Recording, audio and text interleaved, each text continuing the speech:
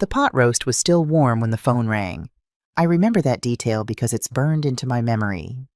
January 15th, 2005, 10:47 p.m.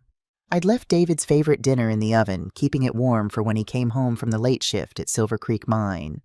Our daughter Olivia was 3 months old. She had David's eyes dark brown, bright with curiosity even at that age. She was finally asleep after fighting her bedtime for 2 hours. I was folding laundry in the living room when I heard it. Not the phone at first. The sirens. Living in Gillette, Wyoming, you get used to certain sounds. Coal trucks rumbling past at dawn. The whistle from the refineries. The constant hum of industry that built this town and fed its families. But sirens at 10:47 on a Tuesday night. That was different. The phone rang before I could move toward the window. Emma, Janet Thompson's voice was tight-clipped. We went to church together. She worked dispatch for the mining company. There's been an incident at Silver Creek. All families need to come to the site, now. My hands went numb. What kind of incident? Just come, please. I don't remember the drive. Don't remember loading Olivia into her car seat or grabbing my coat. The next thing I knew, I was standing behind a chain-link fence with maybe 40 other women watching orange emergency lights strobe across the darkness. The sirens were deafening. Ambulances, fire trucks, police cruisers, all screaming into the Wyoming night like wounded animals. The air tasted of diesel and dust thick enough to choke on. Portable floodlights threw harsh shadows across the mine entrance. The main shaft had collapsed. A woman beside me was crying, her hands wrapped so tight around the fence that the metal bit into her palms. I didn't cry. Couldn't. My whole body had gone numb except for my hands, which burned from gripping the frozen chain link. Structural failure, someone said. A mine official with a clipboard and a face I'd never forget. The support beams in Shaft C gave way. How many men were down there? Another woman asked. 14. 14. The number hit like a physical blow. They brought out 7 men in the first 2 hours, covered in dust, coughing some on stretchers. Each time the rescue teams emerged from that gaping black entrance, we surged forward, desperate, praying. David wasn't among them. By dawn, they stopped bringing anyone out. A man in a hard hat, some executive from Whitmore Energy and Resources, stood on the bed of a pickup truck and told us the shaft was too unstable. They couldn't safely continue. We're deeply sorry for your loss, he said. Your loss. Past tense. I stood there holding my 3-month-old daughter against my chest, feeling her small heartbeat against mine, and watched the sun come up over the wreckage of my life. The official story came out 3 days later. The Gillette Gazette ran it on the front page. Natural seismic activity triggers mine collapse. An act of God, they called it. These things happen in mining country. I read that article sitting at my kitchen table while Olivia slept in her bassinet. The words swam in front of my eyes. Natural seismic activity. Act of God. Our deepest condolences. The company sent a representative to David's funeral. He handed me an envelope with a check for $50,000 and told me how sorry they were. Settlement agreement enclosed. Sign here, Mrs. Hartwell. I signed. I needed the money.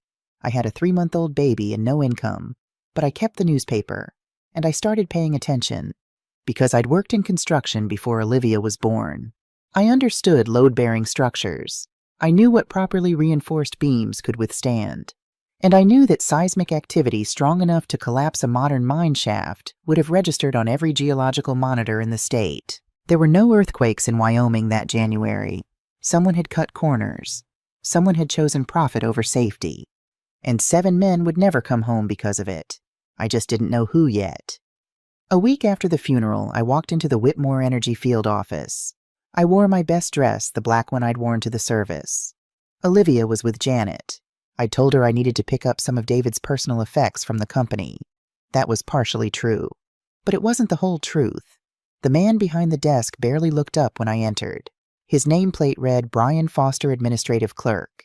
He was maybe 30, with the kind of soft hands that had never held a pickaxe. Can I help you? His tone made it clear he'd rather I leave. I'm Emma Hartwell, David Hartwell's widow. I'd like to see the incident report from Silver Creek. Now he looked up. Mrs. Hartwell, the company has already processed your settlement. Everything you need to know was in that paperwork. I'd still like to see the official report. His jaw tightened. Company policy. Internal documents aren't available to the families of the men who died. I kept my voice level, calm. I think that's exactly who should see them. You should move on, Mrs. Hartwell. He turned back to his computer. The company paid out the settlements. There's nothing more to discuss. I stood there for a moment watching him ignore me. Then I noticed the stack of folders on the corner of his desk. One was labeled Silver Creek, Internal Review. I need to use the restroom, I said. He sighed and pointed down the hall. Second door on the left. I walked out of his office, counted to 30, then I walked back. Brian was gone. Bathroom break, probably. I had maybe 3 minutes. The folder was right where I'd seen it. My hands shook as I opened it. Most of it was technical jargon, geological surveys, structural assessments, timelines of the collapse. I flipped through quickly, knowing I didn't have much time. Then I found page 7. Cost reduction measures. Shaft C expansion project. I pulled out my phone, a basic Nokia flip phone. This was 2005, and took photos. The quality was terrible, grainy and dark, but readable. Support beam specifications originally specified grade 60 steel. Revised to grade 40 steel. Estimated cost savings $340,000. Date of approval, November 2004. 2 months before the collapse. Approval signature, P. Whitmore Feeve, P. Operations. My breath caught. I heard footsteps in the hall. I shoved the folder back exactly where I'd found it, slipped my phone into my purse, and walked out before Brian returned. That night I sat at our kitchen table with Olivia sleeping in the next room. I'd printed the photos at Walgreens on my way home. The quality was poor, but the words were clear enough. Grade 40 instead of grade 60. $340,000 saved. 14 lives lost. I picked up David's drafting pencil, the one he'd used for 20 years. The metal was worn smooth from his hands, but the engraving was still clear. Build to last. His hands had held this. His hands that would never hold our daughter again. I set the pencil down carefully and made a promise. To David, to Olivia, to the 13 other men who died in that darkness. Preston Whitmore thought he could bury this, thought he could pay us off and move on. He had no idea who he was dealing with. But I wasn't ready yet. I was a 22-year-old widow with no money, no power, and a baby to raise. If I went after Preston Whitmore now, he'd crush me. His lawyers would destroy me. The evidence would disappear. So I would wait. I would build my life, build my career, build my credibility. And when the time was right, when I was strong enough, when I had the resources and the platform, I would make him answer for what he'd done. That was the day I stopped believing in accidents and started believing in justice. The first year was pure survival. Olivia would wake crying at 2 a.m., and I'd rock her in the dark while my arms ached from the day's work. I'd taken a job at Henderson Engineering drafting blueprints for commercial buildings. The pay was steady. The hours were brutal. I'd leave Olivia with Janet before dawn and pick her up after dark. Some nights I'd get home and realize I hadn't eaten all day. But Olivia was fed. Olivia was warm. Olivia was safe. That was what mattered. David's pencil stayed in the drawer. I couldn't bear to use it. Couldn't bear to touch it most days. But I never threw it away. The years blurred together in a haze of daycare drop-offs, grocery shopping, and blueprint reviews. Olivia's first word was Mama, spoken in the cereal aisle at Safeway. I cried right there between the Cheerios and the cornflakes. Her first day of kindergarten, she wore a second-hand dress Janet had found at a church sale. Yellow gingham with a white collar. I stayed in the car for 10 minutes after drop-off hands on the steering wheel, telling myself she'd be fine. She was always fine. Tougher than I gave her credit for. When she was 7, she asked about her father. We were at the kitchen table, her homework spread between us. A family tree assignment. What was Daddy like? I went to the drawer and brought out David's pencil. Let her hold it. Feel the weight of it. He built things, I told her. Good things, strong things. She traced the engraving with her finger. Build to last. That's right, baby. Did he build me? My throat closed. Yeah, he built you. Best thing he ever made. She kept the pencil on her desk after that. Middle school was harder. Other kids had fathers who showed up to basketball games who taught them to drive. Olivia never complained, but I saw it in the way she'd go quiet when Father's Day rolled around. I picked up side work, residential inspections, consultation jobs, anything that paid. Saturday mornings she'd come with me to job sites wearing a too big hard hat and carrying a clipboard. By 14, she could read a blueprint better than half the contractors I worked with. "Why do you check everything twice?" she asked once, watching me measure load-bearing walls. "Because someone's going to live here," I said. "Someone's going to trust that this place will keep them safe. I won't sign off on anything that might fail them." She nodded, understanding more than I'd said. High school brought new worries. Boys, parties, the constant pull of a world I couldn't quite protect her from. But she was smart. Dean's List every semester. Captain of the debate team. Early acceptance to the University of Wyoming. The college years stretched my budget to breaking. Student loans. Work-study programs. Every scholarship application I could find. But she thrived. Engineering major. Civil like me. She'd call on Sunday evenings and tell me about her classes. I'd hear David in the excitement in her voice when she talked about structural integrity, about building codes, about creating things that would last. Graduation day, I sat in the bleachers at War Memorial Stadium and watched her walk across that stage. Bachelor of Science in Civil Engineering. When they handed her the diploma, she looked right at me and smiled. That same smile that had gotten me through 20 years of long days and longer nights. Janet, sitting beside me, squeezed my hand. "You did good, Emma." "We did," I said. That evening, Olivia showed me the gift she'd bought herself. A silver drafting pencil with an engraving, "Build to Last." She kept David's original in a shadow box on her apartment wall. "I want to build things that matter, Mom," she said. "Like you, like Dad." I hugged her tight, breathing in the familiar scent of her hair, and thought, This is what David and I built together. Not just buildings or bridges, but this strong, brilliant woman who knows the value of a solid foundation. I thought I'd given her everything she needed to weather any storm. Taught her to be careful to check her work, to trust in things that were solid and true. I didn't know the ground was about to shift beneath our feet. 6 months ago, on a Tuesday in October, my phone rang while I was inspecting foundation work for a new elementary school in Campbell County. Olivia's photo lit up the screen. "Mom," her voice was breathless, excited. "I have to tell you something." "What's wrong?" "Nothing's wrong. Everything's perfect." A pause, and I could hear her smile. "I met someone." My chest loosened. This was normal. This was good. My 23-year-old daughter falling in love, building a future. "Yeah. His name is Cole.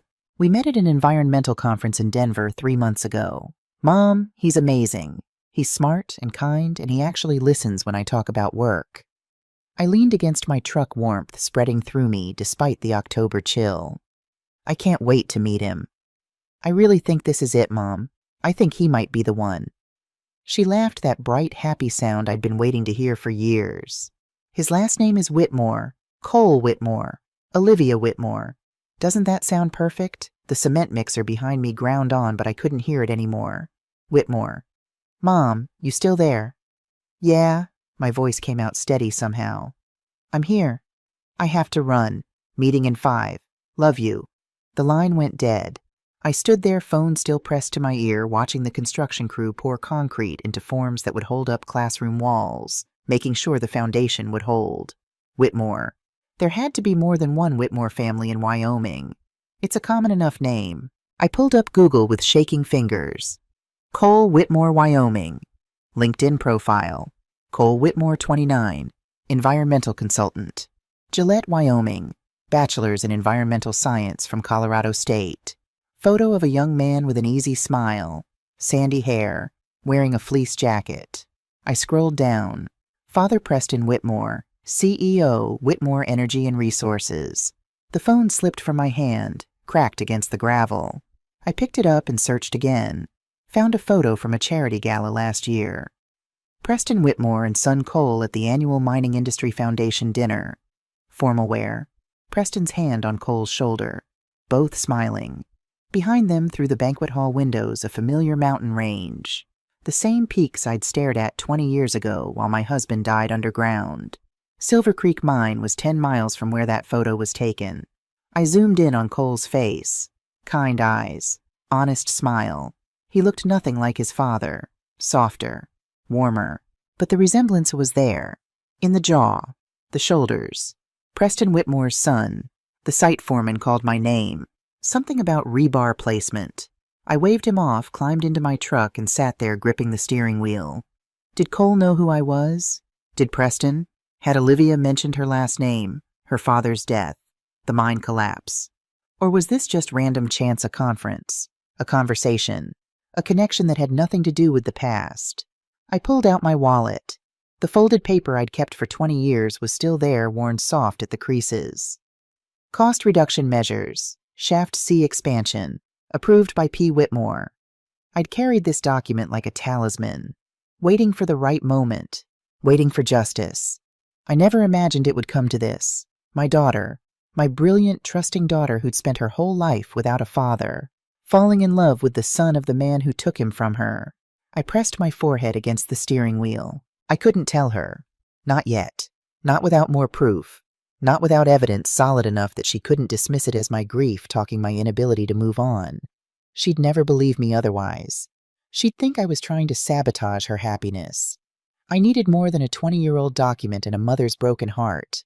I needed the truth about what Preston Whitmore was still doing, still destroying. And I needed to make sure that when I finally told her, she couldn't look away. It started in my home office at midnight, laptop glowing blue in the dark, coffee going cold beside me. I'd told myself I was just looking, just checking, making sure Cole was who he seemed to be. But we both know that wasn't true. I pulled up every public record on Whitmore Energy and Resources, annual reports, environmental statements, permit applications. 20 years in engineering had taught me how to read between the lines, how to spot where corners got cut. It took 3 weeks to find Summit Ridge. The project permit was buried in Campbell County records, a proposed coal expansion 15 miles north of Gillette. The language was careful, technical, designed to bore anyone who wasn't looking for problems. But I'd seen this before. The same patterns from Silver Creek. Support structure specifications barely meeting code. Environmental safeguards listed as pending approval. Projected timelines assuming everything would go perfectly. Nothing ever goes perfectly in mining. I cross-referenced the specifications against industry standards. The numbers made my stomach turn. Support beams rated for 60% of the actual load. Safety inspections quarterly instead of monthly. Ventilation systems that would fail if anything unexpected happened. Someone was going to die at Summit Ridge. It was just a matter of when. I needed help. Sarah Mitchell's byline had been in the Gillette Gazette for 5 years. Investigative pieces on water contamination. Workers' rights. I'd met her at a town hall meeting about industrial safety. She'd struck me as thorough, skeptical, someone who didn't take corporate PR at face value. I called her on a Tuesday afternoon. Ms. Mitchell, my name is Emma Hartwell. I have some documents I think you should see. We met at a diner on the edge of town. The kind of place where the coffee's terrible, but no one pays attention to anyone else's business. I spread the Summit Ridge files across the table between us. Sarah studied them in silence for a long time. When she finally looked up, her expression was grim. "This is criminal negligence," she said. "But I need inside sources, someone who can verify these numbers, someone who's seen the internal communications." I might know someone. Jack Reynolds had worked for Whitmore Energy for 15 years. I'd met him during a safety consultation 3 years back. He'd quietly pointed out discrepancies in their inspection reports. Suggested I look closer. At the time, I'd filed it away. Hadn't pursued it. Now I called him from the diner parking lot. "Jack, it's Emma Hartwell. We met in 2021. You remember?" "Of course." His voice was cautious. "What can I do for you? Are you willing to go on record about what's happening at Whitmore Energy?" Long silence. "What took you so long to ask?" Over the next 2 weeks, Jack fed us documents, emails, internal memos, financial records showing offshore accounts and creative bookkeeping. Sarah connected dots I couldn't see, patterns of violations, payoffs to regulators, subsidiaries designed to obscure responsibility. Then she found something that stopped my heart. "Emma," Sarah's voice was tight on the phone. "I need you to sit down." I was already sitting. Home office, late at night. Olivia was probably asleep in her apartment across town, dreaming about her wedding, her future, her new family. "What is it?" Transfer records. $8.5 million moved through an account registered to Olivia Hartwell, listed as consulting fees for environmental services. But there's no contract, no work product, just money moving. My mouth went dry. That's impossible. Olivia's never worked for them. I know that's what makes it fraud. Papers rustled on her end. Environmental violations at Summit Ridge are attached to this account. Reports that were never filed, inspections that never happened, and Olivia's signature is on every single one. She never signed those documents. Doesn't matter. Her name is everywhere. If this surfaces, if regulators come calling, she's the fall guy. I saw it clearly then. Preston wasn't just cutting corners. He was building insurance. A fall guy who happened to be my daughter, soon to be his daughter-in-law. If the project collapsed, if people died, if regulators came calling, he'd have someone else to blame. Someone who loved his son too much to fight back. I stared at the documents spread across my desk. My daughter's forged signature on every page. Her name attached to crimes she didn't know existed. Being woven into a trap she couldn't see. 20 years ago, Preston Whitmore chose profit over my husband's life. Now he was gambling with my daughter's future, and he had no idea I was watching. 3 months before the wedding, Olivia came to me with 2 announcements. She arrived on a Saturday afternoon, letting herself in through the kitchen door, the way she'd done since high school.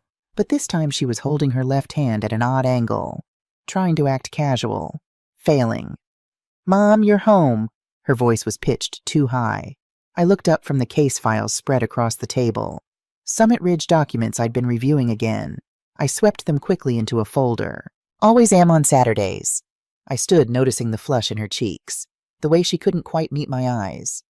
"What's going on?" She held out her hand. The diamond caught the afternoon light.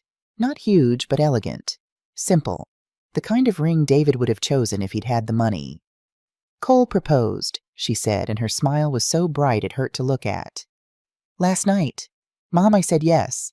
I should have hugged her immediately. Should have squealed, examined the ring, asked about the proposal. Instead, I stood there calculating timelines, thinking about forged signatures and $8.5 million in illegal transfers, thinking about the fact that in 3 months she'd legally become part of Preston Whitmore's family. "Mom," her smile faltered. "Aren't you happy?" I forced myself to move, pulled her into an embrace. "Of course I am, baby." Over her shoulder I could see the folder on the table, her name on the documents inside. "Cole's a lucky man." She pulled back, studying my face. She'd always been able to read me too well. "There's something else." We sat at the kitchen table, the same table where she'd done homework, where I'd taught her to read blueprints, where we'd had 1,000 small moments that built our life together. "I need to tell you something." She twisted the ring on her finger. "I'm pregnant." The words came out in a rush. 6 weeks. We didn't plan it, but she looked up at me. "Mom, please say something." My heart was doing something complicated, breaking and hardening at the same time. This baby, my grandchild, would be born into Preston Whitmore's world, would carry his name, would be leverage. "Does Cole know?" "He's thrilled, scared but thrilled." She reached for my hand. "Mom, I know this isn't how you raised me, but I love him, and I really think we can do this." I squeezed her hand, looking at this woman I'd raised alone, who was about to become a mother herself, who had no idea she was walking into a trap. "Have you spent much time with Cole's father?" I chose my words carefully. "With Preston." Her expression shifted, became guarded. "A few times." "Why?" "What's he like?" "Intense, very business-focused, but he's been nice to me." She pulled her hand back. "Why are you asking this? Has Cole told you much about his father's company, about how they operate?" "Mom," her voice rose, "if this is about you thinking they're too wealthy for us, that's not what I'm saying." "Then what?" She stood. "Because it sounds like you're trying to find problems. Cole isn't his father. He works in environmental consulting. He's trying to make things better." I wanted to show her the documents right then, wanted to prove that Preston Whitmore was weaving her into his crimes, that her signature was already forged on papers that could destroy her future. But without proof of the forgery, it would sound like I was finding problems that didn't exist, like I was trying to sabotage her happiness because I couldn't let go of the past. "I just want you to be careful," I said. "If you ever see anything that doesn't feel right." "I'm fine, Mom." She grabbed her purse. There was a hardness in her voice I'd never heard before. "I know you've been alone a long time. I know you've had to be suspicious to survive, but I trust Cole. I trust his family, and I wish you could be happy for me." She walked to the door, paused. "The wedding's in 3 months. I hope by then you'll support this." The door closed. I sat at the table staring at the folder with her name on it. I'd just made everything worse. Tipped my hand without ammunition to back it up. Now she'd be defensive, less likely to listen. What I didn't know, what I wouldn't learn until much later, until after everything had already shattered, was that Preston was watching too. And he was about to make his move. 2 weeks before the wedding, Preston invited Olivia to lunch. She didn't tell me about it until much later, until after everything had fallen apart, until we were sitting in that dim hotel suite after the reception had dissolved into chaos. Her wedding dress wrinkled, her voice shaking as she tried to explain why she'd sat silent while Preston tore me apart. This is what happened. He'd chosen the Petroleum Club downtown, the kind of restaurant where oil executives make deals behind soundproof doors, where a single meal costs more than most families spend on groceries in a month. Olivia arrived at noon wearing the blue dress I'd helped her pick out just days before, the one that hid her barely showing pregnancy. Preston was already seated in a private room, wearing a charcoal suit that probably cost $5,000. A folder sat on the table beside his water glass like it was nothing, like it was just paperwork. She told me she'd thought they were meeting to discuss wedding details, maybe build a bridge before she officially became family, maybe talk about the baby. She had no idea what was coming. "Olivia." Preston stood when she entered, gesturing to the chair across from him. "Thank you for coming. I hope you don't mind I took the liberty of ordering for both of us. The chef here makes an excellent salmon." She sat. The leather chair was too soft, too expensive. Everything about this place made her feel out of place. "Of course. Thank you for inviting me." He smiled, that cold smile she'd seen at family dinners, the one that never quite reached his eyes. "I wanted to talk to you before the wedding, about family, about expectations." He picked up his wine glass. "About your mother." Her stomach dropped. "My mother? She's been making inquiries, asking questions about our company operations, contacting journalists." He took a sip, casual, like he was discussing the weather. "It's become concerning." "I don't know what you're talking about." "Don't you?" He set down the glass, opened the folder. "Your mother has been investigating Summit Ridge, our coal expansion project. She seems to think there are irregularities." Papers slid across the table toward her. Olivia looked down. Bank transfer records. $8.5 million. From Whitmore Holdings to an account in her name. Consulting fees, the paperwork said. Environmental services rendered. "I've never seen these before." "Look closer." She did. Her signature was at the bottom of every page. Her signature on contracts she'd never signed. On environmental reports she'd never written. On inspections she'd never conducted. "I didn't sign these." Her voice came out too loud. "Someone forged my name." Preston leaned back in his chair. "Prove it." "What if your mother's investigation goes anywhere, if regulators come calling, if the EPA starts asking questions, your name is on everything." He tapped the documents. "Environmental violations at Summit Ridge. Falsified inspection reports. $8.5 million in fraudulent consulting fees. All tied to you. You did this." She was standing now. "You forged my signature. I built an empire over 40 years. His voice didn't rise. Didn't need to. "I won't let it crumble because your mother can't let go of an old tragedy." Old tragedy. He said it like David's death was a minor inconvenience, like 14 men dying was just bad luck. "You can't do this to me." "It's already done." He poured himself more wine. "But we can control the damage. We can keep this family intact." She gripped the edge of the table. "How?" "At the reception, I'm going to make a toast. I'll say some things about your mother that you won't like." He met her eyes. "You're going to sit there. Stay quiet. Smile. Let me say what I need to say. You want me to let you humiliate my mother at my wedding? I want you to make a choice about what kind of family you want to be part of. And if I refuse..." The salmon arrived. Preston thanked the waiter, waited until they were alone again. "If you refuse, I'll tell Cole the baby isn't his." The room tilted. I'll manufacture evidence, hotel receipts, text messages. DNA tests can be adjusted with the right lab." He cut into his salmon. Cole will believe me. He always believes me. He won't. He loves me. He loved his mother, too. But he believed me when I told him she was unstable, when I told him she needed psychiatric care, when I had her committed for 3 months. Preston took a bite, chewed, swallowed. He's believed everything I've ever told him. Why would this be different? Olivia's hands were shaking. You're insane. I'm practical. He dabbed his mouth with the napkin. Here's what's going to happen. At the wedding, you'll sit quietly during my toast. You'll smile. You'll act like the grateful daughter-in-law you're supposed to be. And if I do, this all goes away. He gestured to the documents. I'll make sure the Summit Ridge investigation dies quietly. Your name gets cleared. Your mother's career stays intact. The baby arrives, and we all live happily ever after. You're asking me to choose between my mother and my future. I'm asking you to be smart.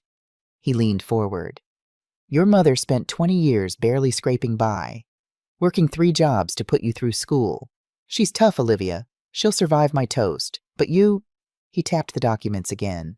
If these go public, you'll never work as an engineer again. Your license will be revoked. You'll be lucky if you don't go to prison. The food sat untouched between them. You have 2 weeks, Preston said. Think about that baby. Think about Cole.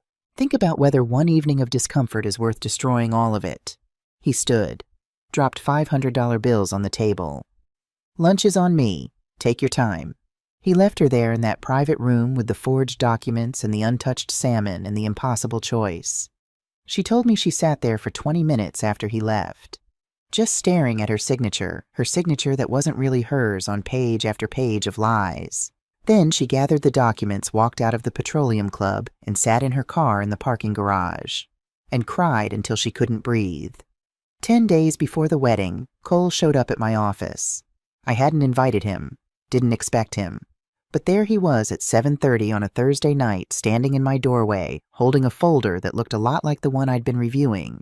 I'd sent my assistant home hours ago, was working through Summit Ridge documents, cross-referencing violation codes with state regulations. The knock on my door made me jump. Cole stood in the hallway, backlit by fluorescent lights. His tie was loose, top button undone. He looked like he'd been wearing the same clothes for too long. Mrs. Hartwell. His voice was rough. Can I come in? I gestured to the chair across from my desk, closed my laptop. He sat heavily, placed the folder between us. The edges were worn like it had been handled many times. When he opened it, I saw photocopies of documents I recognized. Summit Ridge permits, environmental reports, financial transfers, and Olivia's forged signatures on every page. Where did you get these? My father's desk. Cole looked at me directly. His eyes were red-rimmed, exhausted. I went looking for wedding paperwork. Found this instead. Preston Whitmore's son, sitting in my office at 7:30 on a Thursday night, handing me evidence against his own father. Why are you showing me this? Because I know what you're doing. The investigation, the journalist. He ran a hand through his hair. I know you're trying to stop him. My spine straightened. Does your father know you're here? No, and he can't. Cole's hands clenched on the armrests. Mrs. Hartwell, there's more. Older files from Silver Creek Mine. The room tilted slightly. What about Silver Creek? Cost reduction approvals, safety waivers, all signed by my father. He paused, swallowed hard. Your husband's name is on the casualty list. I'd known this for 20 years, but hearing Cole say it, hearing David's death acknowledged by Preston's own son, made something crack open in my chest. Why are you telling me this? Because Olivia's pregnant, and my father is setting her up to take the fall for crimes she didn't commit. His voice broke. I need to know how to help, how to stop him. I studied this young man. He had Preston's jawline, his build, but his eyes were different. Afraid, but not cold, not calculating. How long have you known about Silver Creek? 3 years. He looked away. I found the files when I was helping move office equipment. Took photos. Confronted him. What did he say? That it was standard business practice. That corners have to be cut to stay competitive. That good men understand sacrifice is part of progress. Cole's jaw tightened. I wanted to believe him. God help me, I wanted to believe that my father wasn't a murderer. But I started paying attention. Started seeing the pattern. Every project, same story. Cut costs, minimize safety, maximize profit. He pulled out more documents. Summit Ridge is worse. The support structures are rated for 60% of the actual load. If anything goes wrong, people die. People die. He met my eyes again. I can't let that happen. And I can't let him destroy Olivia.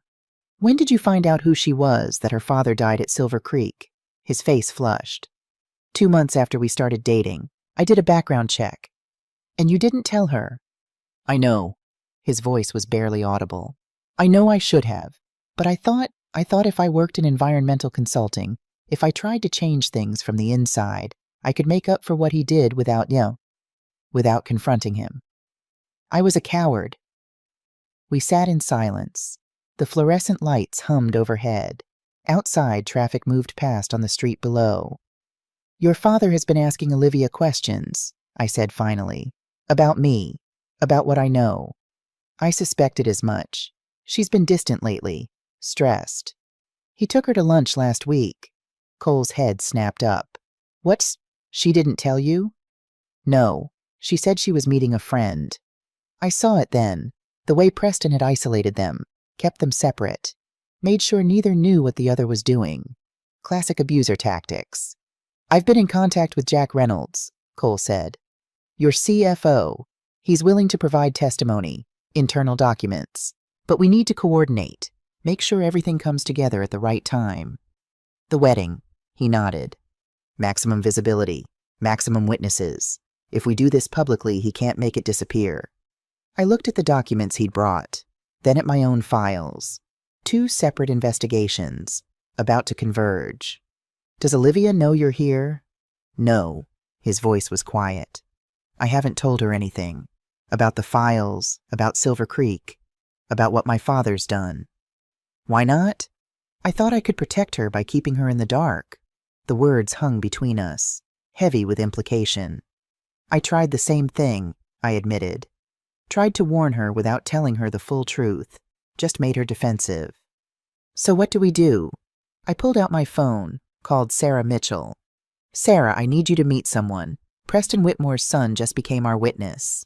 After I hung up, I looked at Cole. Really looked at him. This young man who'd carried his father's sins for 3 years. Who'd chosen comfortable lies over hard truths because the truth was too terrible to face. This doesn't change what happened to David, I said. I know. I'm not asking for forgiveness. I'm asking for a chance to stop him from hurting anyone else. He stood to leave, paused at the door. My father taught me that weakness is a choice, that showing emotion gives people power over you, that real men control, or they get controlled.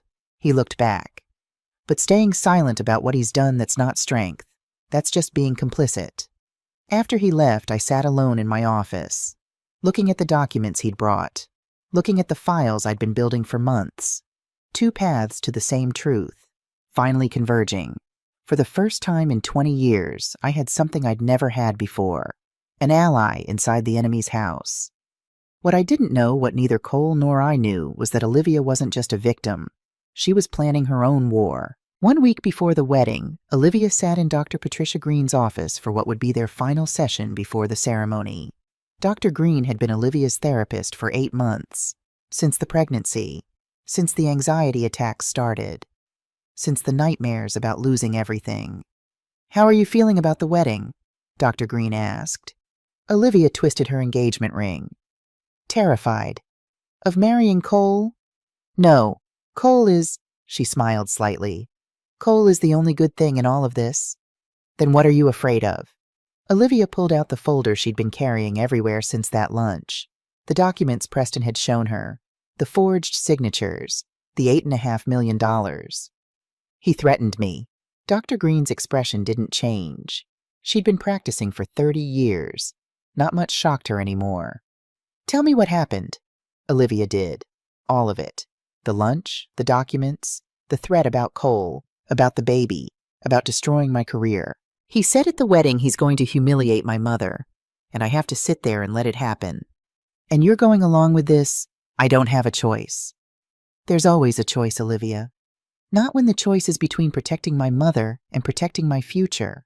Her voice cracked. Not when he has evidence that could destroy my career before it even starts. Dr. Green leaned forward. What if I told you the evidence is worthless? Olivia looked up. What those signatures? You said they're forged. Yes. I never signed those documents. Then prove it. Dr. Green pulled a business card from her desk drawer. This is a forensic document examiner, one of the best in the state. She can analyze the signatures, prove they're not yours. Olivia stared at the card. How much does that cost? About $3,000. Do you have it? She thought about her savings, the money she'd been putting aside for the baby, for emergencies. Yes. Then use it. Build your own case. Because, Olivia, if you let fear silence you, now you'll spend the rest of your life being silent. That's when Olivia's plan began to take shape. She left Dr. Green's office and called the forensic examiner, made an appointment for the next day. Then she called Thomas Bailey, a lawyer she'd found through her university's alumni network, explained the situation, the forged documents, the extortion, the threats. Can you help me? Bailey was quiet for a moment. This is serious, Ms. Hartwell. Your future father-in-law is committing multiple felonies. Forgery, fraud, extortion. I know. Can you help? Yes. But you need to understand something. If we pursue this, your wedding might not happen. Your relationship with Cole might not survive. Cole isn't his father. No, but he's been influenced by him for 29 years. That's not easy to break. Olivia thought about Cole, about the way he listened when she talked about her work, the way he'd held her when she told him about the pregnancy, the way he looked at her like she was the most important person in his world. He'll understand. I hope you're right. Over the next week, Olivia built her case in secret. The forensic examiner analyzed the signatures, confirmed what Olivia already knew: they weren't hers. The pressure patterns were wrong. The pen angles, the stroke variations. A computer could have done better. Thomas Bailey obtained her original documents from the university, signature samples from her degree applications, from her engineering license, from every official document she'd ever signed. The comparison was damning. Preston Whitmore hadn't just forged her signature. He'd done it badly. But Olivia didn't stop there. She went to the lunch location, the Petroleum Club, asked the maitre d' if the private rooms had any security features. We value our client's privacy, ma'am. Of course. But do the rooms have any recording equipment for the client's own protection? He'd looked uncomfortable. No, ma'am. Absolutely not. So Olivia bought her own, a small digital recorder, the kind journalists use. She'd hidden it in her purse at that lunch with Preston. She'd recorded everything. His threats, his admission about the forged documents, his plan to destroy my career, his willingness to lie to Cole about the baby, all of it, on a 2-hour recording that couldn't be denied. The night before the wedding, Olivia sat in her apartment listening to Preston's voice on the recording.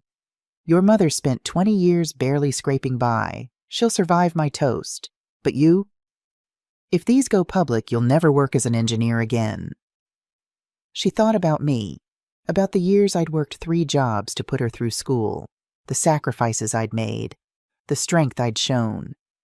And she thought about Preston Whitmore, this man who'd killed her father, who was now trying to control her, to silence her, to make her complicit in his crimes. Dr. Green had been right. There was always a choice. Olivia picked up her phone and texted Thomas Bailey. I'm ready. Let's do this. But she didn't tell me, didn't tell Cole, didn't tell anyone, because if Preston suspected what she was planning, he'd destroy the evidence, disappear the documents, make it all go away before anyone could stop him. So she would let him think he'd won, let him believe she was scared, compliant, under his control. And at the wedding, when he stood up to humiliate me in front of 300 people, she would show him exactly what a Hartwell woman was capable of. The day before the wedding, 3 people drove to 3 different places, each carrying the weight of their own plans. I drove to Silver Creek Mine. 20 years since the collapse. 20 years since I'd stood at this fence watching rescue crews pull bodies from the rubble. I'd avoided it since. Drove different routes. Took longer paths. Anything to keep from seeing the place that had taken David from me. But today, I needed to be here. The access road was overgrown, cracked asphalt disappearing under prairie grass. The chain-link fence still stood rusted and sagging. Yellow caution tape faded to white. Beyond it, the mine entrance gaped like an open wound. Boarded up, condemned, forgotten. I parked and got out. November wind cut across the empty space. Bitter, relentless. No birds sang here, no insects hummed. Just silence and the whisper of dead grass. The memorial plaque someone had installed years ago was barely readable, weathered by 2 decades of Wyoming winters. 14 names etched in bronze. David Hartwell, 4th from the top. I traced his name with one finger. The metal was ice cold. "I'm going to finish it tomorrow," I said to the silence. "Everything we talked about that last night. Making this place safer. Holding them accountable." The wind was my only answer. I pulled David's pencil from my pocket. The wood felt warm despite the cold. Worn smooth from 20 years of carrying it everywhere. The engraving was barely visible now. "Build to last." "She chose him," I whispered. "Our daughter is marrying the man whose father killed you. I don't know if I can forgive that." More silence. Just me and the ghosts. I thought about the last time I'd seen this place operational. David heading in for night shift. Lunch pail in hand. That pencil tucked behind his ear. He'd kissed me goodbye. Promised we'd talk about his concerns with management when he got home. He never came home. The mine had swallowed him along with 13 other men. Fathers, sons, brothers. Preston Whitmore had saved $340,000 on steel, and 14 families paid the price. Tomorrow I'd watch my daughter marry his son in a ballroom that probably cost more than David earned in his entire life. I wanted her there with me, I said. When justice finally came, I wanted us to face him together. But she'd chosen Preston's side, chosen wealth and status over truth and justice. Or had she? I pressed my forehead against the cold metal fence, thought about the way she'd looked at me the day she showed me her ring, the fear in her eyes, the way her voice had shaken. What if I'd been wrong? What if she wasn't choosing Preston? What if she was just as trapped as I'd been 20 years ago? I kissed my fingers, pressed them to David's name one last time. Tomorrow, I promised. For you, for all of them. For every person Preston Whitmore destroyed while building his legacy on lies. Across town, Cole sat in his apartment going through documents one last time. Victoria, his mother, had called an hour ago. "Are you sure about tomorrow?" Her voice had been thin, fragile. "Yes, Mom." "He'll never forgive you." "I know." Silence. Then, "He hit me yesterday." Cole's hand tightened on the phone. "What?" "I suggested counseling. For the family. Before the wedding." Her voice broke. "He said I was being weak. That Whitmore men don't need therapy. Then he—" She didn't finish. Didn't need to. "Mom, leave him. Please, I'll help you. I'm 58 years old, Cole. I have no money of my own. No skills. Nowhere to go." She was crying now. "He made sure of that. Mom, stop him tomorrow. Please, before he kills someone else." The line had gone dead. Now Cole sat surrounded by evidence of his father's crimes. 20 years of corners cut. Safety protocols ignored. Lives destroyed. And his mother's voice echoing in his head. Before he kills someone else. He thought about Olivia, about the baby, about the life they were supposed to build together. Would she understand why he was doing this? Would she forgive him for keeping silent so long? Or would she see him the same way he saw himself, a coward who'd chosen comfort over courage? His phone buzzed. Text from Olivia. "Can't sleep, nervous about tomorrow." He typed back, "Me too, but it'll be perfect. I promise." The lie tasted bitter. But telling her the truth now the night before her wedding would be cruel. Tomorrow she'd know everything. Tomorrow they'd face his father together. Cole just hoped their relationship would survive it. In her apartment, Olivia couldn't sleep. The wedding dress hung on the back of her bedroom door. White lace, simple, elegant. The dress I'd helped her choose. She'd tried it on one more time after dinner, stood in front of the mirror, turning slowly, trying to imagine tomorrow. Walking down the aisle, everyone watching, Preston at the head table smiling his cold smile, the toast he'd planned, the humiliation he'd promised, and her sitting silent, letting it happen. Her phone buzzed. Text from Dr. Green. "Not too late to back out." Olivia replied, "It's exactly the right time." She opened her laptop, reviewed her evidence one last time. The forensic analysis proving the signatures were forged, the recording of Preston's threats, the testimony from Thomas Bailey confirming the legal case. It was all there. Everything she needed to stop Preston Whitmore.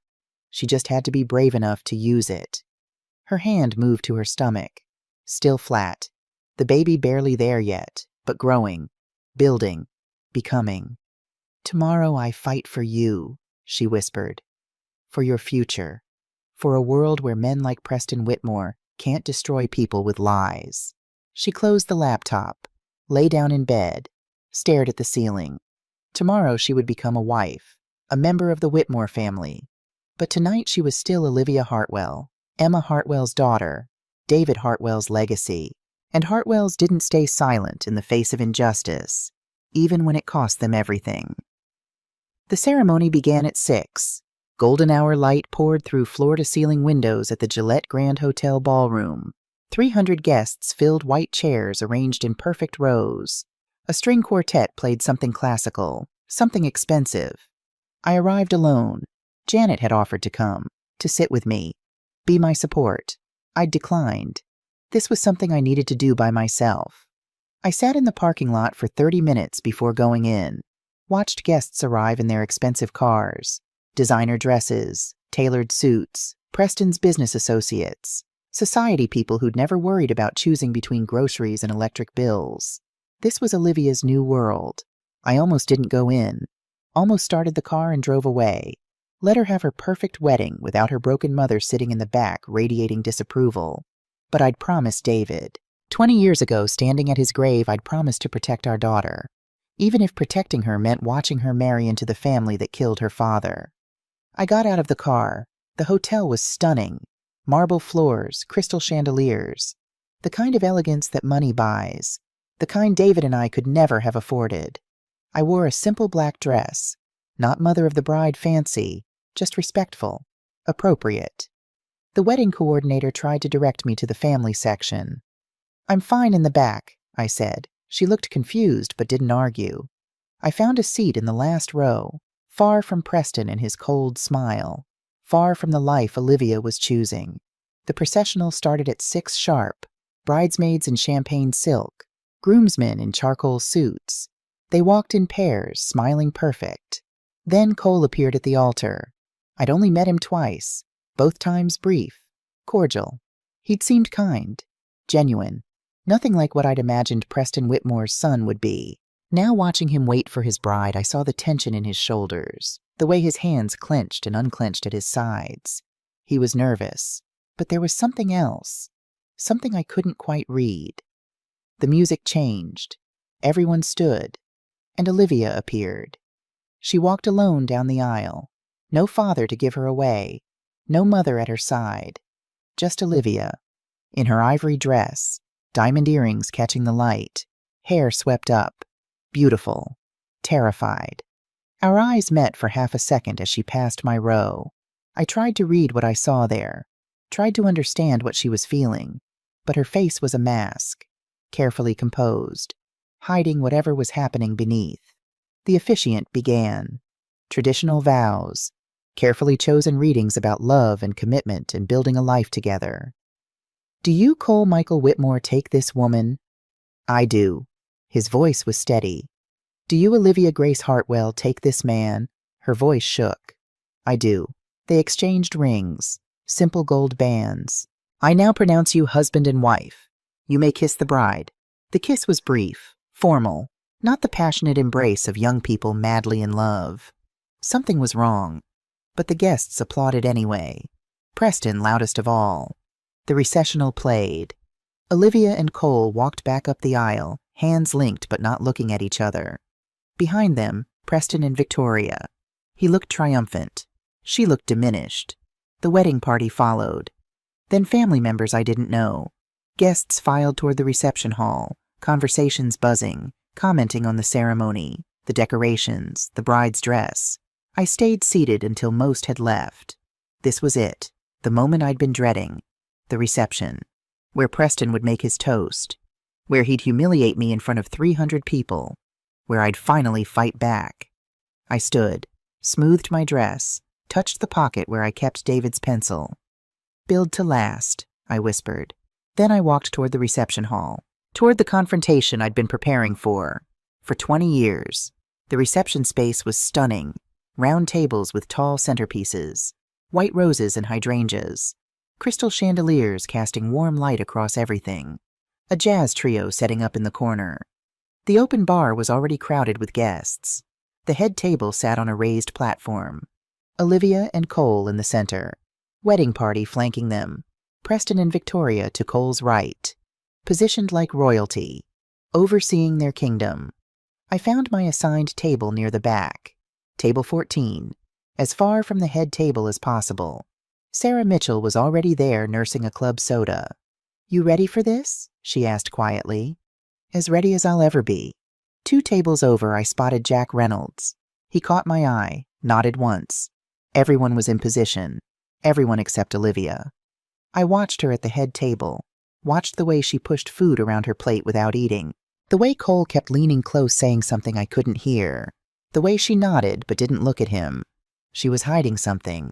But what dinner service began? Waiters in black vests delivered plated meals with military precision.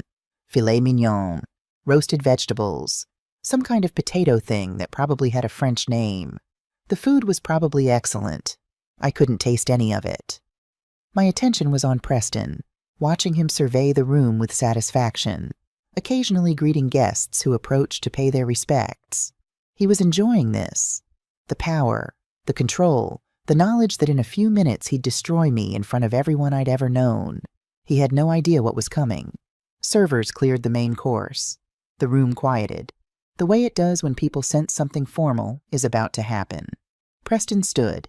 He adjusted his jacket, picked up his champagne glass, surveyed the room with that cold smile.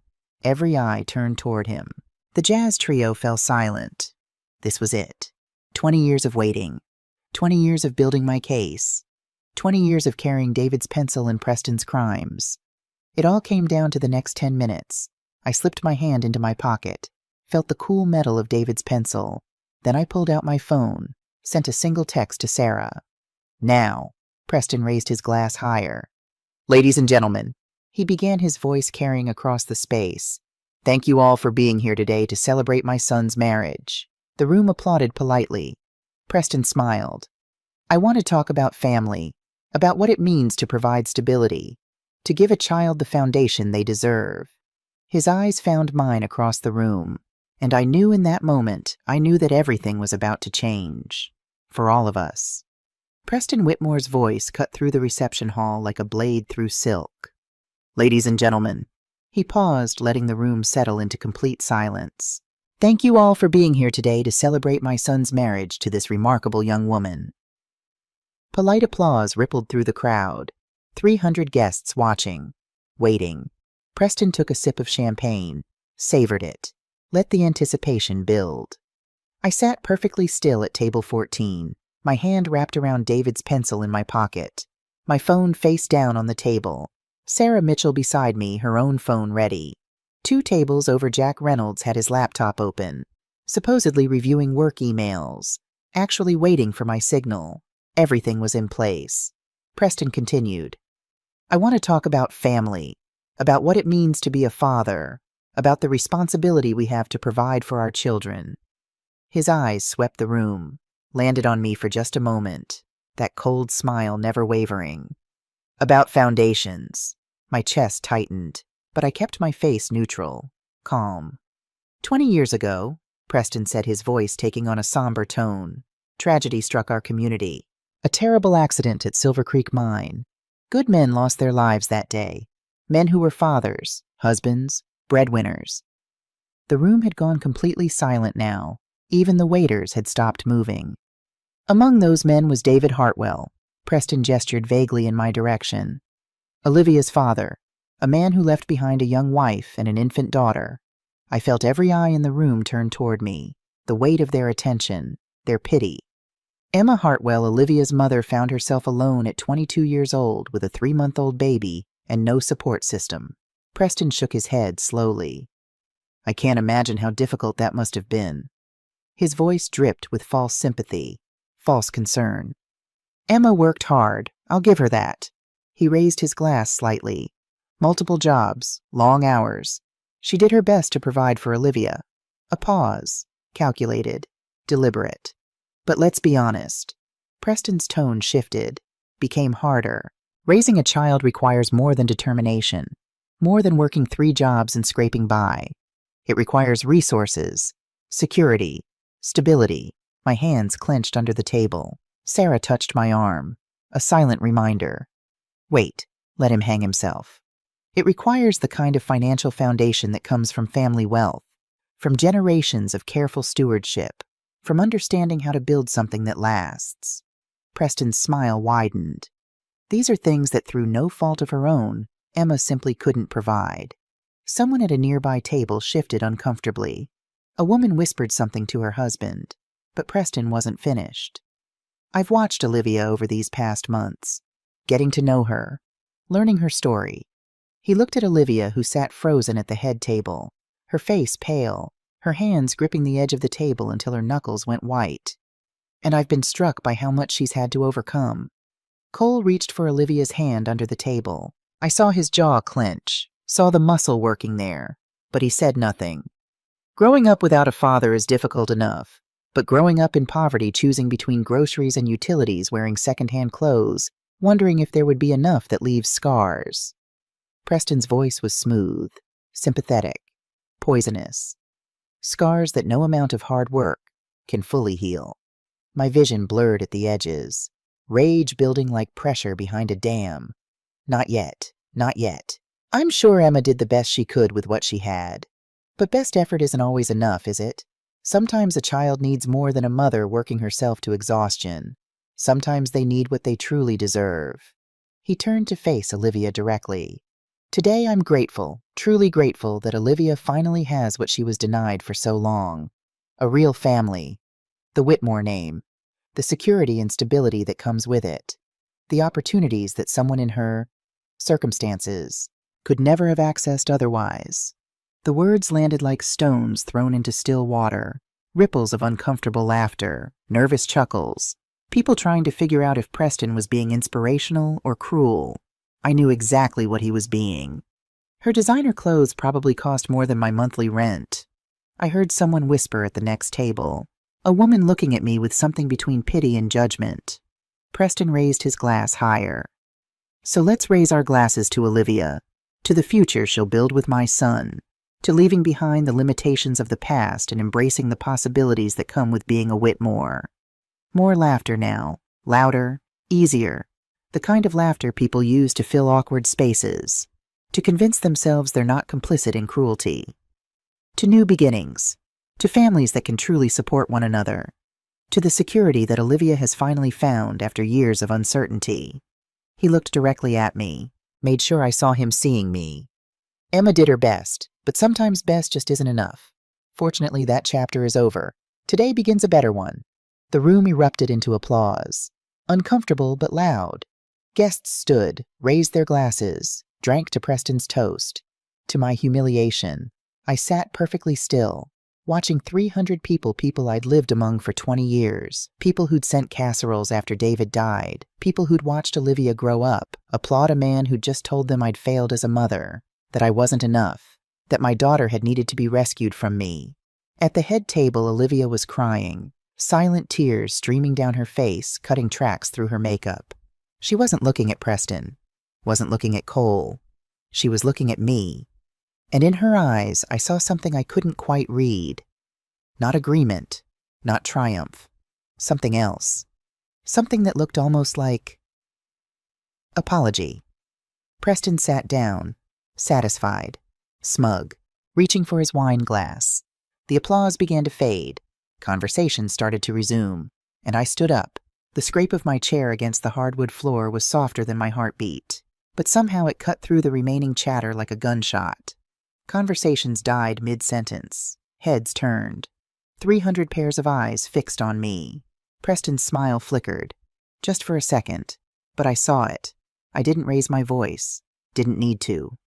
Mr. Whitmore, my voice carried across the silence. Steady, calm, deadly. That was beautiful. Really moving. I walked toward the center of the room, where everyone could see me, where the light from the chandeliers fell directly. But before we drink to the future, I think everyone should understand the past, the real past, not the sanitized version you just told. Preston's face had gone rigid. Mrs. Hartwell, I don't think... You talked about foundations.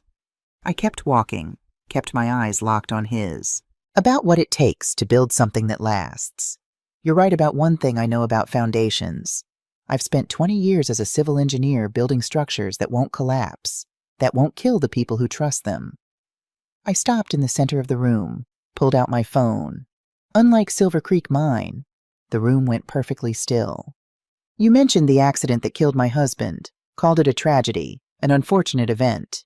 I looked around at the guests, at their confused faces, their growing discomfort. But it wasn't an accident, was it, Preston? His knuckles went white on his wine glass. I don't know what you're implying. I'm not implying anything. I nodded to Sarah. I'm stating facts. Sarah stood, pulled out a remote control, pressed a button. The projection screens flickered to life behind Preston. His head whipped around. The first image appeared. A document, blown up large enough for everyone to read.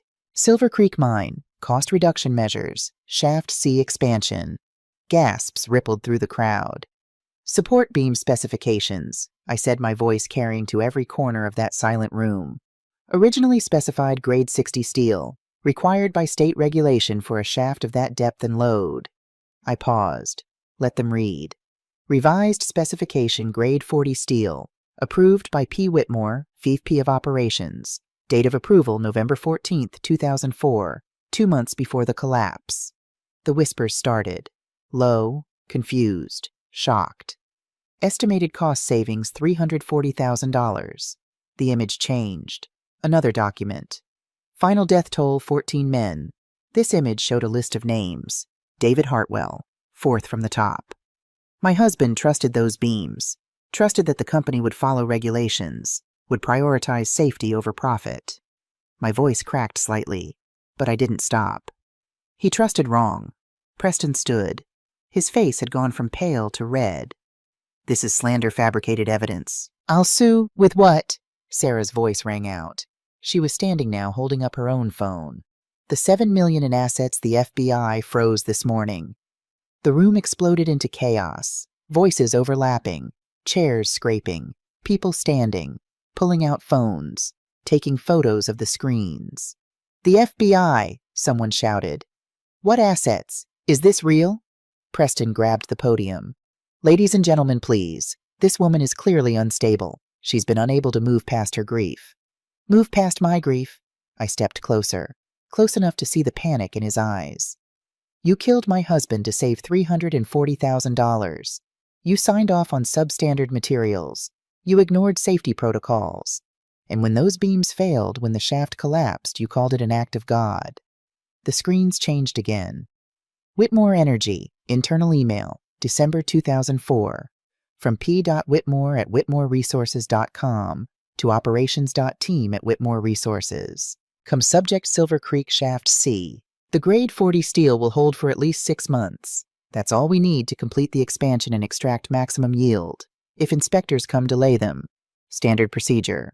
The room erupted again, louder this time. You knew? A man stood up. I recognized him, Thomas Parker. His brother had died at Silver Creek. You knew those beams wouldn't hold? Preston's face twisted. This is doctored, fabricated, my lawyers. Your lawyers are currently being arrested, Jack Reynolds said, standing at his table, along with 3 other executives who helped you cover this up. All eyes turned to Jack, Preston's own CFO. Jack. Preston's voice was dangerous. What are you doing? My job. Finally. Jack's voice was steady. I've been keeping records for 3 years. Every falsified report, every bribed inspector, every corner you cut. He looked around the room. Silver Creek wasn't an isolated incident. It's a pattern. The screens changed again. Summit Ridge Coal Expansion, current project. More documents, more specifications, more cut corners. This project is happening right now, I said, 15 miles from here, and the same man who killed 14 miners 20 years ago is cutting the same corners, using the same substandard materials, risking more lives. A photograph appeared. Summit Ridge construction site. Support beams clearly visible. Grade 40 steel, I say, they said. When regulations require grade 60, sound familiar? But the next image made the entire room go silent. Bank transfer records. $8.5 million. Whitmore Holdings to Olivia Hartwell. Consulting fees. My stomach dropped. No, not yet. This wasn't how it was supposed to happen. The whispers exploded into shouts. She's in on it. The bride. $8 million. I looked at the head table. Olivia had stood. Her face was white, tears streaming faster now. Cole was staring at the screen, then at his father, then at Olivia. That's Olivia's signature, someone said loudly. Right there. She approved these reports. No, I shouted, but my voice was lost in the chaos. This was wrong. This wasn't the plan. We weren't supposed to expose Olivia's forged signatures yet. Not without proof they were forged. Preston had recovered, was smiling again, cold, triumphant. Ladies and gentlemen, he said loudly, it appears my new daughter-in-law has been just as interested in corners cutting as her mother claims I am. Perhaps this runs in the family. The crowd turned ugly, angry, directed at Olivia now instead of Preston. She took $8 million in and blamed him. What a setup I pushed through people, trying to get to Olivia, trying to stop this. But she held up her hand. Wait, her voice was quiet, but something in it made people stop, made them listen. Just wait. She pulled out her own phone, connected it to the projection system. You want to talk about my signatures? Her voice was stronger now. Let's talk about them. The projection screens flickered, changed. A new document appeared. Professional. Official. Forensic Document Analysis Report. Prepared by Dr. Rebecca Zimmerman, Certified Document Examiner. Olivia's voice carried across the silent room. Not loud, but clear. Steady. 1 week ago, I took those documents to a forensic examiner, one of the best in the state. She looked at Preston. Because I never signed them. The report filled the screen. Technical details, comparison images, analysis points. The signatures on those consulting contracts, not mine. Olivia's hands were shaking, but her voice didn't waver. The pressure patterns are wrong. The pen angles, the stroke variations. Even the paper aging doesn't match the dates listed. She pressed another button. Side-by-side comparisons appeared. Her real signatures from university documents. The forged ones from the Whitmore files. The differences were obvious once you knew to look. Someone forged my name, put it on documents I never saw, attached it to environmental violations I never committed, created a trail that would lead investigators directly to me if anything went wrong. She turned to face Preston directly.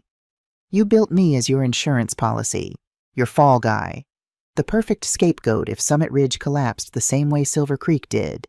The room had gone deadly quiet.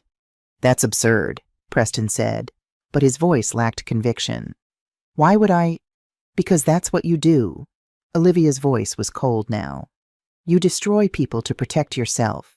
You did it to my father. You tried to do it to my mother. And you were planning to do it to me. She pressed another button. A video appeared on the screens. Security camera footage from a parking garage. Date stamped 1 week ago. Preston entering an office building, carrying a folder. This is you entering the offices of Miller and Associates, a document forgery specialist who's been on the FBI watch list for 18 months. The footage continued. Preston leaving 2 hours later. No folder. You paid them $60,000 to create those documents, to forge my signatures, to build your insurance policy. Olivia's voice broke slightly. And then you invited me to lunch. She pressed play again. Audio this time, crystal clear. Preston's voice filled the room. If your mother's investigation goes anywhere, if regulators come calling, your name is on everything. Gasps, shouts, chaos erupting again. Is that? She recorded him. Oh my God. The recording continued. Preston, environmental violations at Summit Ridge, falsified inspection reports, $8.5 million in fraudulent consulting fees. All tied to you. Olivia's voice shaking. I didn't sign these. Preston, prove it. The room was in complete chaos now. People standing, shouting, some trying to leave, some pushing closer to see. Preston looked like he'd been struck. All color drained from his face. "You recorded our private conversation." His voice was dangerous. "That's illegal. Actually." Thomas Bailey stood up from his seat near the back. "Wyoming is a one-party consent state. The recording is perfectly legal and admissible in court." He held up his business card. "Thomas Bailey, attorney at law. I've been representing Ms. Hartwell, Ms. Whitmore now for the past week. And Mr. Whitmore, you should know that recording doesn't stop there." Olivia pressed play again. Preston's voice. "At the reception, I'm going to make a toast. I'll say some things about your mother that you won't like. You're going to sit there. Stay quiet. Smile." The room went silent. Everyone staring at Preston now. "Preston, if you refuse, I'll tell Cole the baby isn't his. I'll manufacture evidence, hotel receipts, text messages. DNA tests can be adjusted with the right lab." Cole stood up from the head table. His chair clattered backward. "What?" His voice cracked. "What did you just say, Preston? Cole will believe me. He always believes me." Cole was moving now, around the table, toward his father, his face twisted with rage and pain and betrayal. "You were going to lie about my child. You were going to destroy my marriage. Make me believe." He couldn't finish, could barely speak. Victoria stood up, Preston's wife, Cole's mother. "He's telling the truth." Her voice was quiet, but in the sudden silence everyone heard. "About the lies, about making you believe things that weren't true." She pulled down her collar, revealed a bruise on her neck, purple, recent. "He did this yesterday, because I suggested family counseling." The room erupted into complete pandemonium, but the recording wasn't finished. Preston's voice, cold and clear. "Your mother spent 20 years barely scraping by. She'll survive my toast. But you... If these documents go public, you'll never work as an engineer again. You'll be lucky if you don't go to prison." Then his final threat. "Sometimes men die, Olivia. That's just the cost of business. Your father understood that. Maybe you will too." The silence that followed was absolute. 300 people staring at Preston Whitmore. This man who'd just been exposed admitting to forgery, extortion conspiracy, and callous indifference to the deaths he'd caused. "You murdered my father." Olivia's voice was barely a whisper, but everyone heard it. "You knew those beams wouldn't hold. You knew men would die, and you did it anyway." Preston lunged for her. Cole intercepted him, grabbed his father's arm, twisted it. "Don't!" Cole's voice was deadly. "Don't you dare touch her." Security was moving in now. Hotel staff, guests trying to help. But Preston wasn't done. "She's lying," he shouted. "All of them. It's a conspiracy. Emma put them up to this. She's been planning this for years, turning my own son against me, fabricating evidence." "Shut up." Cole's voice cut through Preston's rant. "Just shut up." He stepped back, looked at his father, really looked at him. "You broke Mom's arm when I was 12. Told me she fell down the stairs." Cole's voice was shaking. "You locked me in the basement overnight when I was 14 for questioning one of your business deals. Said I needed to learn respect." The room had gone silent again, everyone watching this confrontation between father and son. "You've spent my entire life teaching me that love means obedience, that caring for someone means letting them control you, that weakness is asking questions or showing emotion or daring to disagree." Cole's voice broke. "I believed you. God help me, I believed everything you told me. I thought that's what a father was supposed to be. Strong, unbending, always right." He looked at Olivia, at her tear-streaked face, at the strength it must have taken to stand up to Preston, then back at his father. "But you were wrong. About everything. About what makes a man strong. About what family means. About Mom. About me." Cole straightened, looked at the crowd, at the cameras now openly recording, at the 300 witnesses. "My name is Cole Michael Whitmore, and I'm going to testify against my father. I'm going to tell the FBI everything. Every crime, every threat, every person he's hurt." He turned back to Preston. "For Olivia, for Emma, for every person whose life you've destroyed while building your empire on lies and bodies." Preston's face twisted with rage. "You ungrateful—" "I'm grateful," Cole interrupted. "Grateful I figured out who you really are before I became you." The main doors burst open. Federal agents, 6 of them, led by a woman with silver hair and a badge that caught the chandelier light. FBI, nobody move. The room froze. 300 guests suspended in place, some with phones still recording, some with champagne glasses halfway to their lips, some halfway out of their seats. Agent Rebecca Ford stepped forward. Her voice carried authority that even the chaos couldn't diminish. Preston Whitmore, you're under arrest. 2 agents moved toward him. Preston backed up, hands raised. This is ridiculous. I haven't done anything. You're under arrest for fraud, forgery, extortion, corporate manslaughter, bribery of public officials, obstruction of justice, and domestic violence.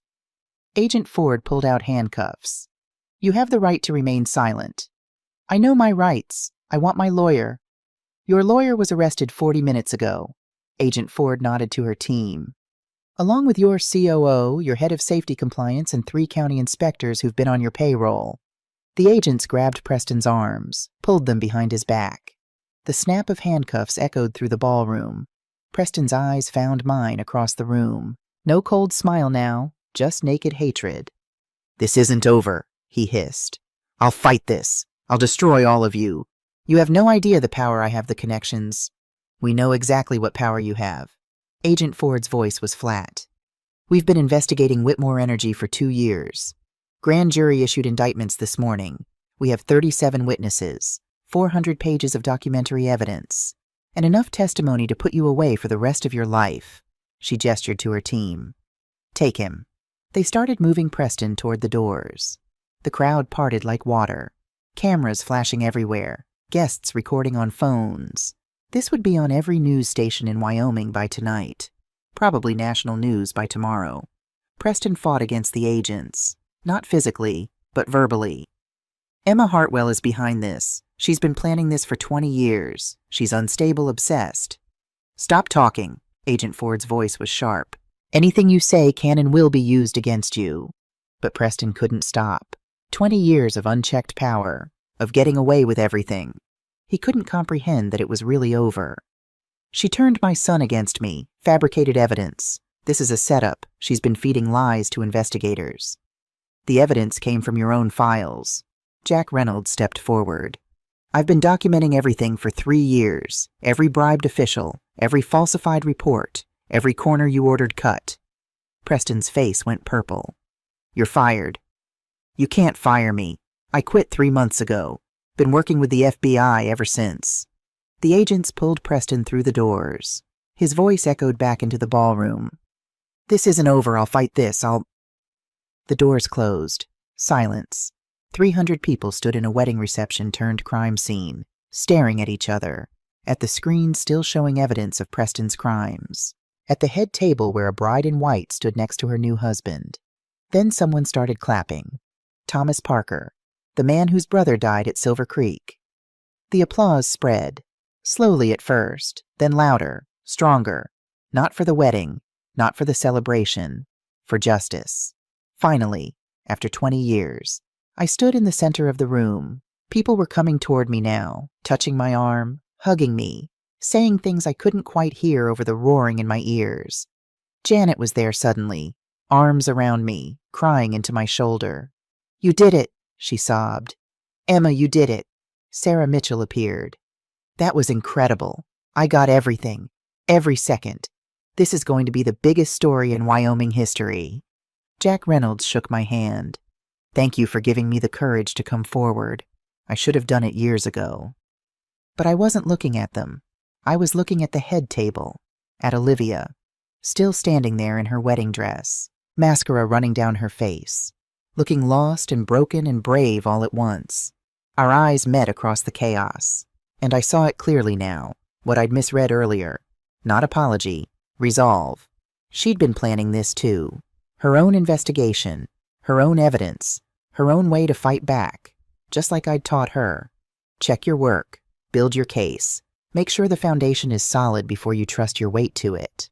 She'd done exactly what I would have done, and I'd almost destroyed it by not trusting her. An hour later, most of the guests were gone. News vans lined the street outside, reporters shouting questions at anyone who emerged. The FBI had set up in the hotel conference room taking statements. I'd given mine. So had Sarah, Jack, Thomas Bailey. Now I stood outside the private suite where Olivia and Cole had retreated, my hand raised to knock, frozen there. What did I say to her? I'm sorry I didn't trust you. I'm sorry I tried to protect you by keeping you in the dark. I'm sorry I thought you'd chosen Preston over me. The door opened before I could knock. Cole stood there. He'd removed his jacket, loosened his tie. His eyes were red-rimmed. "Mrs. Hartwell." His voice was hoarse. "She's been asking for you." He stepped aside. "Let me enter." The suite was beautiful. Honeymoon suite. Floor-to-ceiling windows overlooking the city. King bed with rose petals. Champagne on ice. All of it mocking. This was supposed to be their wedding night. The start of their marriage. Instead, it was the night they'd destroyed Cole's father. Exposed decades of crimes. Torn apart the only family Cole had ever known. Olivia sat on the edge of the bed, still in her wedding dress, staring at her hands. "Olivia," I said quietly. She looked up. Tears started fresh. "Mom." I moved toward her, slowly, not sure if she wanted me close or if she was about to push me away. "I'm so sorry." The words tumbled out. "I should have told you everything. Should have trusted you with the truth instead of trying to protect you from it." "I'm sorry, too." Her voice broke. "I should have come to you when Preston threatened me. Should have known you'd have a plan. That we could have worked together." I sat beside her on the bed, close enough to touch, but not touching yet. "When did you figure it out? About Preston, the forged signatures?" She wiped her eyes. 2 weeks ago, at that lunch. He showed me the documents, and I knew immediately I hadn't signed them. The handwriting was wrong. You went to a forensic examiner. And a lawyer. And I bought a recording device." She laughed. A broken sound. "I thought if I could just get him on tape admitting what he'd done, I could protect you. Protect myself. Protect our future. You recorded that entire lunch. Every word. I was so scared he'd find the recorder, that he'd realize what I was doing." She looked at me. "But I kept thinking about you, about how you fought for 20 years, how you never gave up even when everyone told you to move on." My chest tightened. "I gave up on you," I said. The admission hurt. "When you defended Preston at dinner, when you wouldn't listen to my warnings, I thought you'd chosen his side. I was trying to protect you." Olivia's voice rose. "He said if I didn't cooperate, he'd destroy your career, make sure you never worked again, and he'd tell Cole the baby wasn't his." Cole, standing by the window, flinched. "He was going to lie about my child." Cole's voice was hollow. "Make me believe Olivia had cheated. Destroy our marriage before it even started." "I'm so sorry." Olivia looked at him. "I should have told you. Should have. You were protecting me too." Cole crossed to her, knelt in front of her, took her hands. "From the truth about my father, about what kind of man he really is." "You knew," I said, "about Silver Creek." Cole's face twisted. "For 3 years. I found the files by accident." Confronted him. He looked at me. "He told me it was standard business practice, that sacrifice was part of progress, that good men understood costs had to be managed." "And you believed him?" "I wanted to." Cole's voice broke. "He's my father. I wanted to believe he wasn't a murderer, that there was an explanation that made sense. But there wasn't. No, there wasn't." He stood, paced to the window. "When I met Olivia, I didn't know who she was, but 2 months in I did a background check. Standard practice before introducing someone to my family." He turned back. "I saw her father's name, David Hartwell, died at Silver Creek Mine. And I knew. I knew my father had killed hers. And I didn't tell her." "Why not?" I asked. "Because I was a coward." His voice was flat. "Because I thought if I worked in environmental consulting, if I tried to make changes from inside the industry, I could somehow balance the scales, make up for what he'd done without having to destroy my relationship with him." "You can't make up for murder by doing good works," I said. "I know that now." He looked at Olivia. "I'm so sorry. I should have told you the moment I found out. Should have given you the choice about whether to be with me knowing what my father did." Olivia stood, crossed to him, took his face in her hands. "Cole, you are not your father. I kept his secrets. That makes me complicit. You came to Emma. You brought evidence. You testified against him in front of 300 people. She kissed him gently. You broke the cycle. I watched them. These two young people who'd both tried to protect each other by keeping secrets, who'd both learned the same hard lesson I'd learned 20 years ago. Silence never protects anyone. Olivia, I said quietly. She turned to face me. When you sat at that table during Preston's toast, when you didn't defend me, you thought I agreed with him. Yes. I was terrified. Her voice shook. He'd told me exactly what he was going to say. Told me if I reacted, if I defended you, he'd destroy everything. And I believed him. So you sat there, let him humiliate me. I'm so sorry, Mom. Tears streamed down her face. I thought if I just got through that one moment, if I could just endure it, then I could fight back with the evidence I'd gathered. I thought silence was strategic. It wasn't strategic, it was fear. I know that now. I stood, crossed to her. We stood facing each other, mother and daughter, two women who'd both tried to fight battles alone. I understand why you did it, I said carefully. I understand the fear, the impossible position Preston put you in. I paused, chose my next words carefully. But understanding doesn't erase the pain. Her face crumpled. For 2 weeks, I thought my daughter had chosen the man who killed her father over me. I thought I'd lost you completely, that everything I'd sacrificed, everything I'd built hadn't been enough to keep your loyalty. Mom, let me finish. My voice was gentle but firm. That hurt, Olivia. It hurt in ways I can't just forgive because the truth came out, because you were scared, because Preston threatened you. What are you saying? I'm saying I need time. The words felt cruel, but they were honest. I need time to process what happened, to heal from thinking my daughter had betrayed me, even if that wasn't what really happened. How much time? I don't know. Olivia's face twisted with pain. Mom, please. I'm pregnant. I just got married. What you need, I interrupted, is to learn that love doesn't mean sacrificing yourself on the altar of other people's secrets, that protecting someone doesn't mean lying to them, that real strength is asking for help, not trying to handle everything alone. I reached into my jacket pocket, pulled out David's pencil. Your father carried this every day at Silver Creek. It survived the collapse when he didn't. I pressed it into Cole's palm. Let it remind you what real strength looks like, what it means to build something that lasts. Cole's fingers closed around it. This is build to last, I said. Your father built his empire on lies and bodies. Build your family on truth. I looked at Olivia one last time. Take care of each other. Take care of that baby. And when the trial comes, tell the truth. All of it. No matter how hard it gets. I walked toward the door. Mom, please. Olivia's voice broke. Don't leave like this. I need you. The baby needs parents who know the difference between protection and control, between love and manipulation. I paused at the door. I'll be here. When you're ready to build something real, something honest, something that will last. I walked out. The hallway was empty. Most guests had fled or been questioned and released. Janet was waiting by the elevators. How is she? Janet asked quietly. Broken, they said. But she'll heal. And you, I thought about the last 20 years, about carrying David's memory and Preston's crimes and the weight of justice delayed. I will too, I said. Eventually. The elevator doors opened, and I left my daughter on her wedding night, knowing it would be years before we spoke again, knowing it was necessary, knowing that sometimes the people we love most need to learn the hardest lessons alone.